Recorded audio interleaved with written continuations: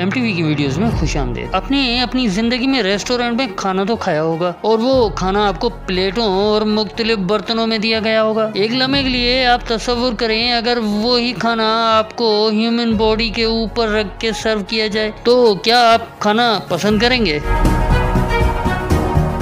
तो जनाब, लंदन और टोक्यो के कुछ महंगे और ख़ास रेस्टोरेंट में खूबसूरत नौजवान वर्जिन लड़कियों के न्यूड बॉडी पर खाना सजा के देने का ट्रेंड चल निकला है और इसको न्यूड मोरी का नाम दिया गया, जिसका मतलब ये है कि जापान की रिवायती डिश, मेरा मतलब है सुशी, को फीमेल वर्जन ह्यूमन बॉडी के ऊपर खूबसूरत तरीके से सजा के देना। इस तरह के रेस्टोरेंट अभी सिर्फ जापान और लंदन में ही है, जिनमें खाना आने वाले मेहमानों को लड़कियों के जिस्म पर सजा के दिया जाता है।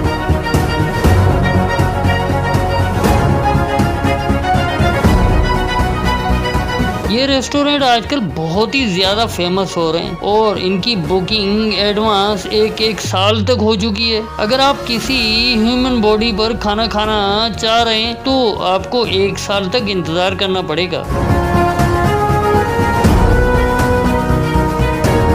ये रेस्टोरेंट बहुत महंगे हैं, कुछ खास लोग ही ऐसे रेस्टोरेंट को अफोर्ड कर सकते हैं।